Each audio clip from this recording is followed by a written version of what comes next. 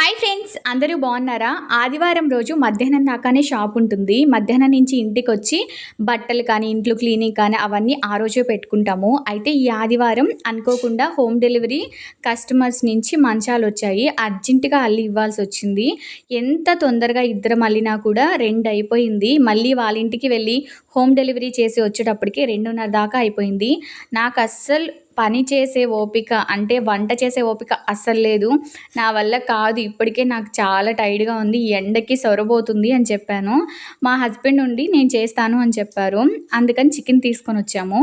Chicken and అన్నం 2 కూడా chicken curry చేస్తున్నారు. ఇక నేను ఫ్యాన్ ఏసుకొని నాకు కళ్ళు తిరుగుతున్నట్టుంటే చాలా ఆకలేస్తుంది. నా వల్ల కావట్లేదు. మా హస్బెండ్ ఎప్పుడెప్పుడు వంట చేస్తారా తిందామా అని అంత ఆతృతగా ఉన్నాను. అలాగే థైరాయిడ్ ఉన్న వాళ్ళకి ఎక్కువసేపు ఆకలితో అలాగే ఉన్నామంటే మనకి షివరింగ్ కూడా స్టార్ట్ అయిపోతుంది.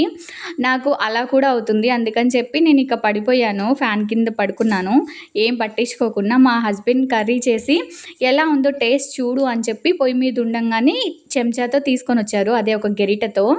అది తీసుకొని రావడంతో నాకు ఓపిక లేదు. ముందు చేస్తే చెప్పు, నేను తింటాను అని చెప్పాను. లేదు లేదు, నువ్వు చూడు ఒకసారి ఎలా ఉంటుందో, నాకు ఉప్పు కారాలు అవి తెలియవు కదా అని చెప్పారు. సరే అయితే అని చెప్పి ఓపిక చేసుకొని లేసి నేను టేస్ట్ చూశాను. చూసిన తర్వాత నిజం చెప్పాలంటే ఏడుపొచ్చేసింది నాకు. ఒకవైపు చాలా ఆకలేస్తుంది. నా వల్ల కావట్లేదు. ఎప్పుడు వంట అవుతుందా తిందామా అనుకుంటున్నాను. కడుపులో మంట. అలాంటప్పుడు అది టేస్ట్ చేస్తే ఉప్పు కసిమన్నమాట. నాకైతే ఏడుపొచ్చేసింది. ఏంటబ్బా అసలు తినలేము ఇంకా, అది పడెయ్యి అని చెప్పాను.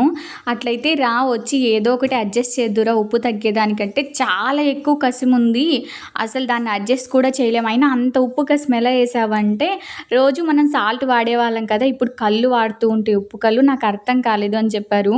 లేసి కిచెన్లోకి వెళ్ళాను. చూసి అసలు ఇంకెందుకు ఇది పడేయి, ఎంత టేస్ట్ వాసన ఉన్నా కూడా వేస్టే, ఉప్పు కసిం ఎక్కువ ఉంది అని చెప్పాను.